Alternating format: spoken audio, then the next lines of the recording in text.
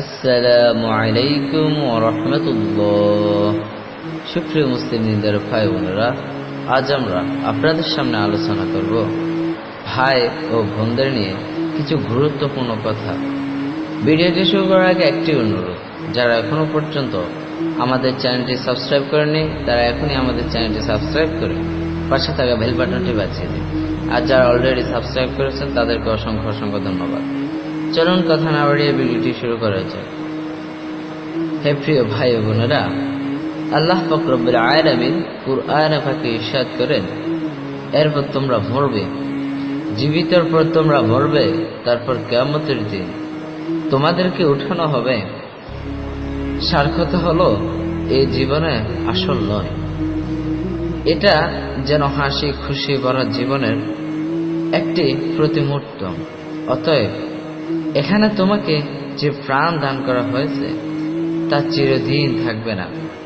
মৃত্যুর উপত্যকা পার করে অন্য আর এক জীবন আমাকে পা রাখতে হবে।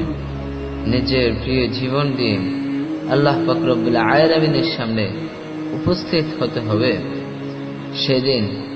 সেদিন আমলের প্রতিদান অবশ্যই পাওয়া যাবে। এতে সব মুত্তাকিনরা, এতে সব যুক্তিবাদীরই একমত। মানুষ পৃথিবীতে যে কর্ম করবে এর চূড়ান্ত ফলাফল পরকালে পাবে। পবিত্র কুরআনে কিয়ামতের দিনকে প্রতিদান দিবস, মীমাংসা দিবস এবং হিসাব নিকাশের দিবস বলা হয়েছে। সেদিন কেউ কারো কাজে আসবে না, না পিতামাতা, না ভাই বোন, না স্বামী স্ত্রী, না আত্মীয় স্বজন, না বন্ধু বান্ধব। সবাই নিজের জন্য অস্থির থাকবে, কেউ কারোর খোঁজ নেবে না। সবার আমলনামা উপস্থিত করানো হবে, প্রত্যেকটি কাজের ফল সামনে হাজির করা হবে। কেউ অনুপ্রমাণিত সৎকর্ম করে থাকলেও তাও সামনে আনা হবে, আর যে অনপরিমাণ অসৎ কাম করে তাও সামনে আনা হবে। কিয়ামতের দিন, সেদিন আল্লাহ ওদের সকলকে একত্র করে পুনরুত্থিত করবে এবং ওদের জানিয়ে দেবেন তারা যা করত আল্লাহ পাক রব্বুল আলামিন তার হিসাব নিকাশ রেখেছেন, যদিও তারা তা বিস্মিত হয়েছে। এখানে প্রশ্ন হলো, সৎ ও অসৎ কর্মের বিনিময়ে ধানের কাজ কিয়ামতের দিবস পর্যন্ত ঝুলিয়ে রাখা হয় কেন?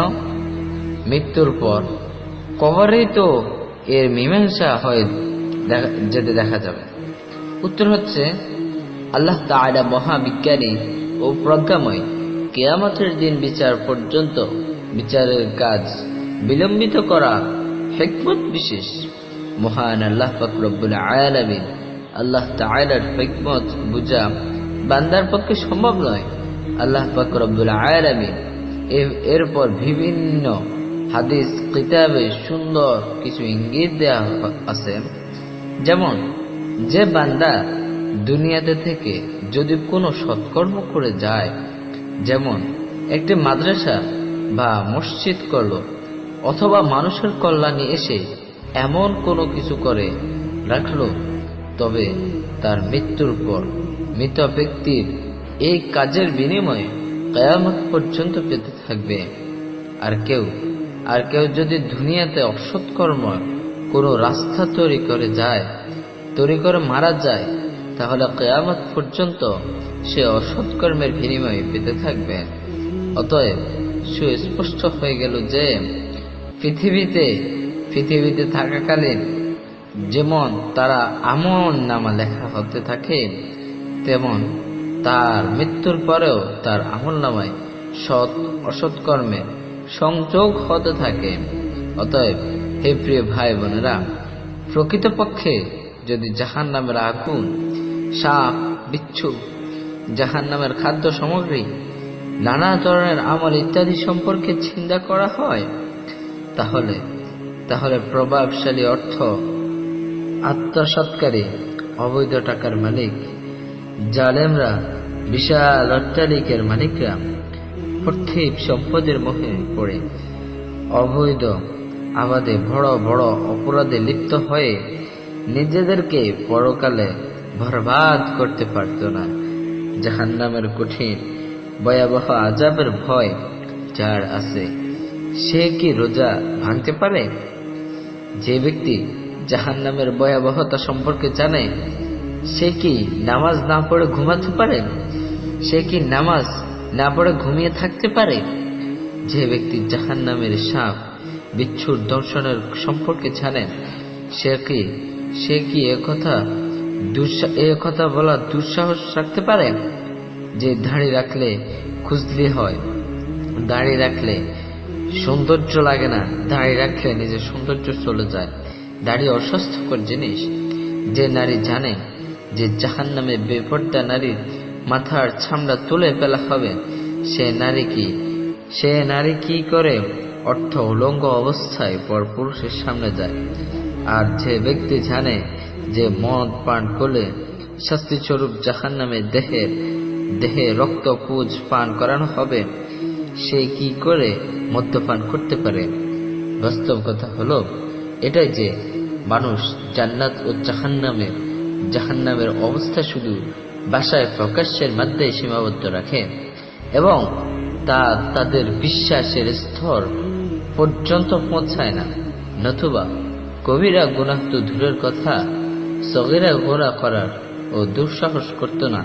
হযরত আলী রাদিয়াল্লাহু তাআলা আনহু বলেন, জান্নাত ও জাহান্নাম আমার চোখের সামনেও পেশ করা হয়, যদি আমার চোখের সামনে পেশ করা হয় তবুও আমার বিশ্বাসে কোনো পরিবর্তন হবে না।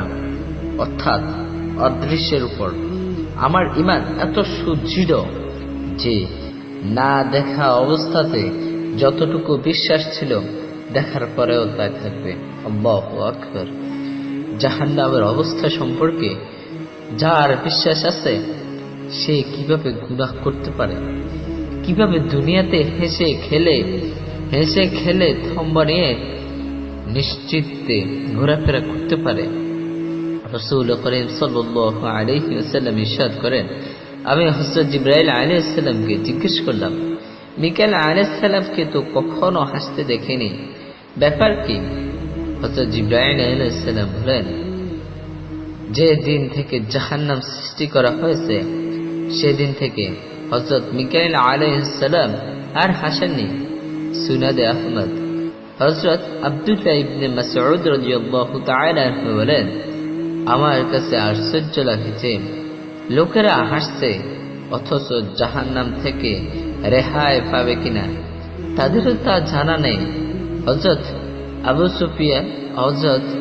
আবু সাঈদ খুদরী রাদিয়াল্লাহু তাআলা আনহু বলেন, একদিন রাসূল আকরাম সাল্লাল্লাহু আলাইহি ওয়াসাল্লাম ঘর থেকে বাইরে এসে দেখলেন লোকেরা উচ্চস্বরে হাসছে। এটা দেখে রাসূল আকরাম সাল্লাল্লাহু আলাইহি ওয়াসাল্লাম বললেন, তোমরা যদি মৃত্যুকে বেশি স্মরণ করতে তাহলে আমি তোমাদেরকে যে অবস্থায় দেখছি সে অবস্থায় দেখতে পারতাম না। অর্থাৎ সাবধানী যে কথা, সে ব্যক্তি যে তার আখিরাতের জীবনে দুরস্ত রাখে এবং অস্থায়ী ধন সম্পদের ধোঁকায় পড়ে নিজের জীবনকে জাহান্নামের মধ্যে সুপর্দ করে না। হযরত ইয়াহইয়া ইবনে মুয়াজ রাদিয়াল্লাহু তাআলা আনহু বলেন, লোক যেভাবে অভাব অনটনকে ভয় করে, যদি সেভাবে জাহান্নামের আযাবকে ভয় করত তাহলে তার জন্য জাহান্নামের আযাব হারাম হয়ে যেত, তার জন্য তাকে জান্নাতে যাবার পথ সুগম হয়ে যেত। হযরত মুহাম্মদ বিন মুনবারিদ রাদিয়াল্লাহু তাআলা আনহু প্রখ্যাত সাহাবী, তিনি যখন কাঁদতেন তখন তার চোখের পানি মুখ ও দাড়ি ভিজে মুখের নিচে ভিজে পড়তে থাকত। এর কারণ বর্ণনা করতে গিয়ে তিনি বললেন, আমি শুনেছি যে যত দূর পর্যন্ত চোখের পানি পৌঁছাবে সে পানি যদি আল্লাহর ভয়ে গড়াতে থাকে তাহলে ততদূর পর্যন্ত জাহান্নামের আগুন পৌঁছাবে না। হযরত ইমাম জয়নুল আবেদিন রাদিয়াল্লাহু তাআলা হযরত ইমাম জয়নুল আবেদিন রাহমাতুল্লাহি আলাইহি একদিন নামাজ পড়ছিলেন। হঠাৎ ঘরে আগুন লেগে গেল, কিন্তু তিনি নামাজে মশগুল ছিলেন। লোকেরা বলল, হযরত, আপনি কি এ ব্যাপারে অবহিত নন? তিনি বললেন, আমি কি দুনিয়ার আগুন দেখে আখিরাতের আগুন থেকে অমনোযোগী থাকব? এক বুজুর্গের অবস্থা এটা ছিল যে রাতে শোয়ার সময় তিনি বহু চেষ্টায়ও ঘুমাতে পারতেন না। সুতরাং তিনি উঠে নামাজ শুরু করে দিতেন, আল্লাহর দরবারে আবেদন করতেন, হে রব্বুল আলামিন, হে আল্লাহ, আপনি জানেন যে জাহান্নামের আগুনের ভয়ে আমার ঘুম আসছে না। এরপর তিনি সুবহে সাদিক পর্যন্ত নামাজ পড়তেন। এরপর হে প্রিয় ভাই বোনেরা, আসুন আমরা উপদেশ গ্রহণ করি, জাহান্নামের আযাব থেকে নিজেদেরকে বাঁচানোর চেষ্টা করি, আর মহান রব্বুল আলামিনের দরবারে এই দোয়া করি, হে আল্লাহ, আমাদেরকে জাহান্নামের আগুন থেকে রক্ষা করো, আমাদেরকে সৎকর্ম করার তৌফিক দান করুন। আমিন সুম্মা আমিন। ওয়া মা তৌফিকি ইল্লা বিল্লাহ। আসসালামু আলাইকুম ওয়া রাহমাতুল্লাহ।